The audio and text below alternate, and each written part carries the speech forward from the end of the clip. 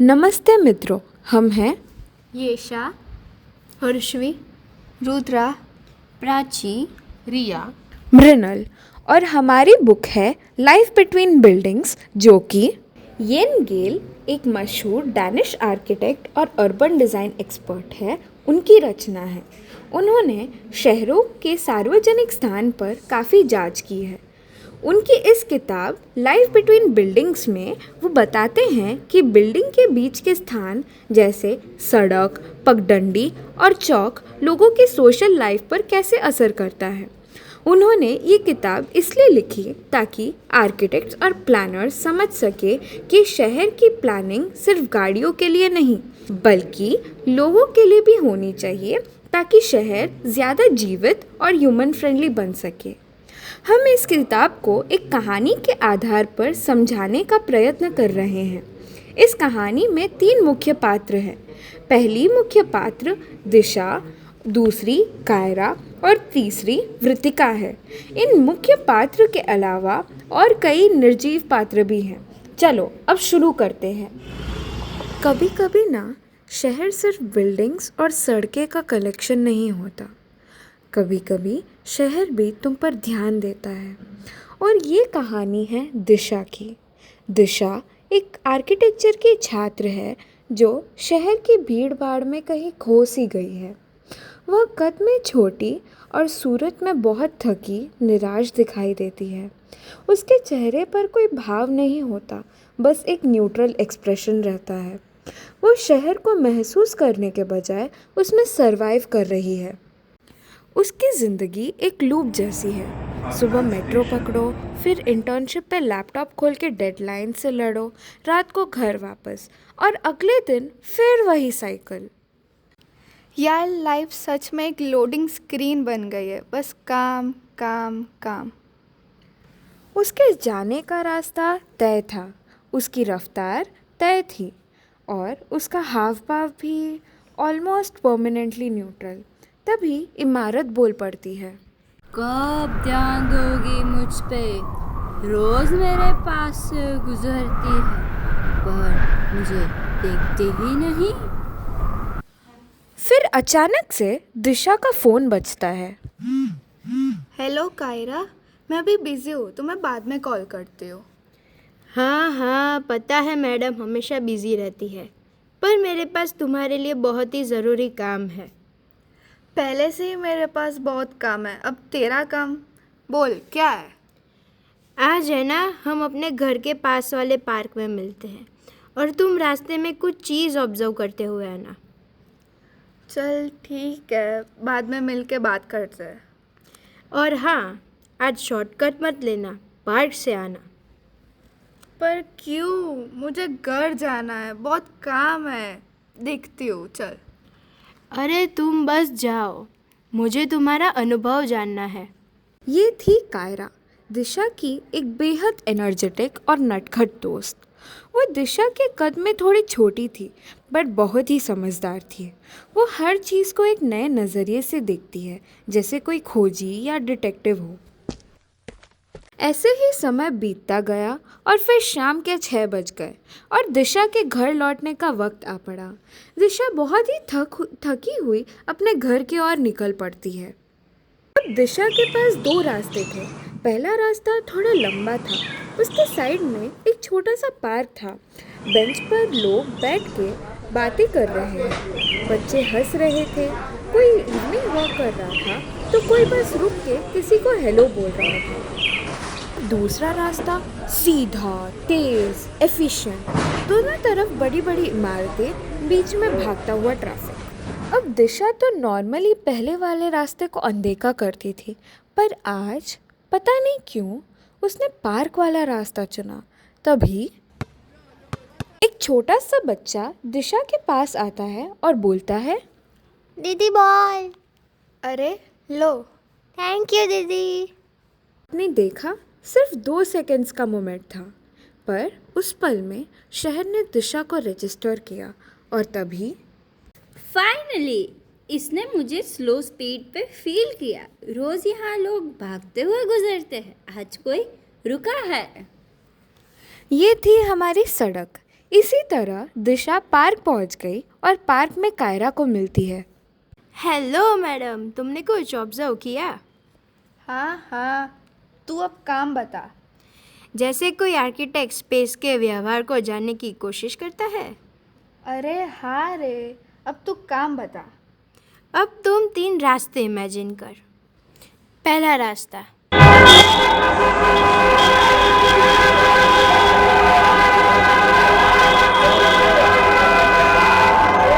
दूसरा रास्ता,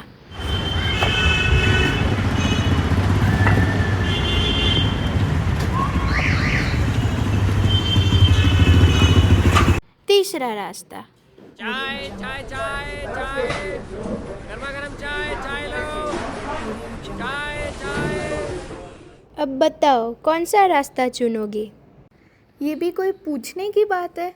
तीसरी, जिसमें लोग बैठ के बात कर रहे हैं, चाय पी रहे हैं। पर क्यों वही? क्योंकि वहाँ लोग रुक रहे हैं और मुझे लगता है कि मैं भी रुक सकती हूँ वहाँ। वही तो मैं कहना चाह रही हूँ। जब स्पेस ओपन अप होती है तो लोग अट्रैक्ट होते हैं, और जब डिज़ाइन क्लोज इन करते हैं लोग सिर्फ वहाँ से चल के चले जाते हैं।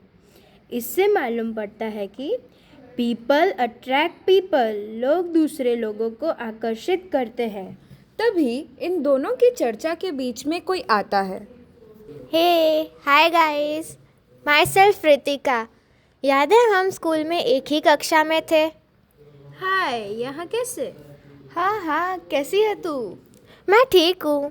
ये पार्क के बारे में बहुत सुना था तो देखने आ गई, और देखो तुम दोनों भी मिल गए। बीच में टोकने के लिए माफ़ी चाहूँगी, पर तुम लोगों की बात गलती से कानों में पड़ गई तो एक जिज्ञासा हुई।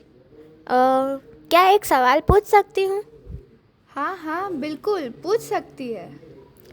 क्या तुम लोग आर्किटेक्चर के बारे में बात कर रहे हो? हाँ, क्योंकि हम आर्किटेक्चर के स्टूडेंट हैं। और तुम? मैं अर्बन डिज़ाइन स्टूडेंट हूँ, और अगर मैं सच कहूँ तो सिटीज़ लोगों से ज़िंदा रहते हैं, बिल्डिंग से नहीं। अच्छा, कैसे? हमें समझाओ तो। ज़रूर, तो कल मिलते हैं मार्केट स्ट्रीट के पास सुबह 10 बजे। डन।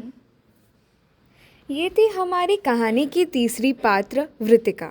वृतिका कायरा और दिशा के बचपन की स्कूल की दोस्त, जो कि एक अर्बन डिज़ाइन स्टूडेंट थी, जो कोइंसिडेंटली इन दोनों को पार्क में मिली। उसका मानना है कि शहर सिर्फ पत्थर की इमारतें से नहीं, बल्कि लोगों के हलचल से ज़िंदा रहता है। अगले दिन तीनों एक मार्केट स्ट्रीट जाते हैं।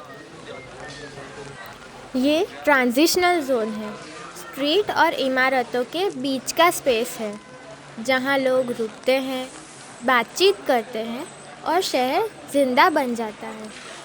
अच्छा, इसलिए यहाँ बहुत हड़बड़ी है। हाँ।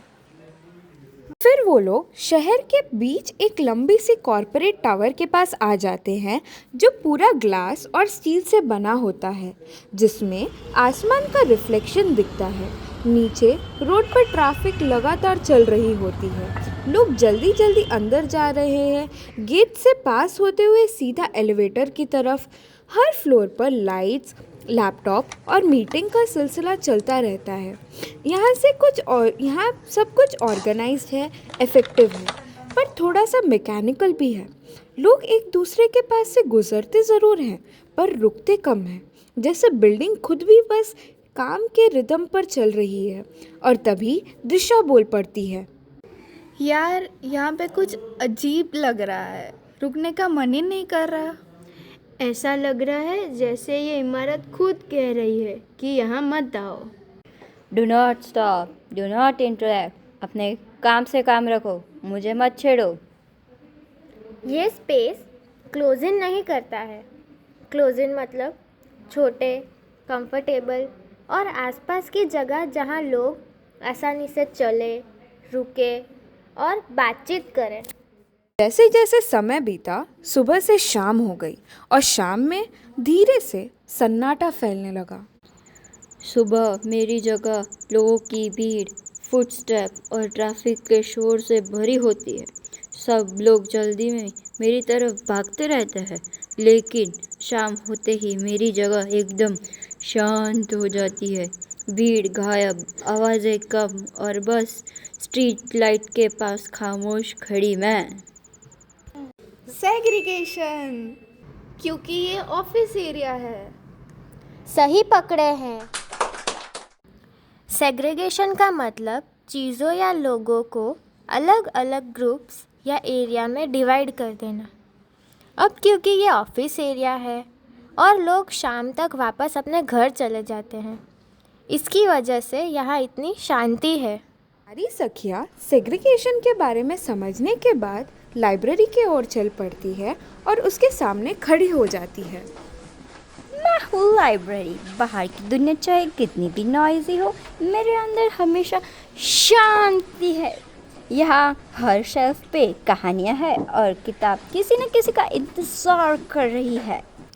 गाइस, तुम लोगों को ये लाइब्रेरी देखकर कैसी फीलिंग आ रही है? वो सेंट्रल टावर है ना, उससे बहुत अलग, बहुत क्यूरियोसिटी हो रही है इसे देख के। एग्जैक्टली, इसके बड़े कांच की खिड़कियाँ और इसके ओपन एंट्रेंस से जो लोगों को देख पा रही हूँ, मुझे अंदर जाने का मन कर रहा है। वाह बहन, तू तो इंटेलिजेंट बन गई। इसे ट्रांसपेरेंसी कहते हैं, मतलब कि बिल्डिंग और रास्ते के बीच का एक विजुअल कनेक्शन, जो कि इस किस्से में ये खिड़कियाँ कर रही हैं। चलो, अब बहुत पढ़ाई की बातें हो गई, अब हम पानी पूरी खाने चलते हैं। चलो। तीनों वहीं पास के पानी पूरी वाले के ठेले के पास जाते हैं और पानी पूरी खाते हुए बातें करते हैं। गाइस, तुम्हें पता है मुझे सबसे पावरफुल चीज़ कौन सी लगी? Soft edges. ये कोई बाउंड्री नहीं है, सड़क और इमारत के बीच का जोन है, जैसे सीढ़ियाँ, बेंचेस, शॉप फ्रंट्स। हाँ, ये ट्रांजिशनल जोन और सॉफ्ट एजेस शहर को सोशल बनाते हैं। जैसे हम यहाँ खड़े हैं, ये एक सॉफ्ट एज है। अच्छा, आज ना मैं बहुत कुछ सीखी हूँ तुम लोगों की वजह से। धन्यवाद मेरी सहेलियों। उस शाम दिशा मानो कोई नई इंसान बन चुकी थी। उसके शहर को देखने का तरीका बदल गया। कई दिन बीते और फिर एक शाम दिशा वापस वही दो रास्तों के सामने खड़ी थी। शॉर्टकट सामने था, पर इस बार उसने शॉर्टकट नहीं लिया। आज स्लो चलेंगे। और तब दिशा को समझ आया, शहर डिज़ाइन से नहीं बनता, शहर बनता है छोटे ट्रांजिशनल मोमेंट से। और जब लोग ओपन होते हैं, तब शहर सच में ज़िंदा हो जाता है। Thank you.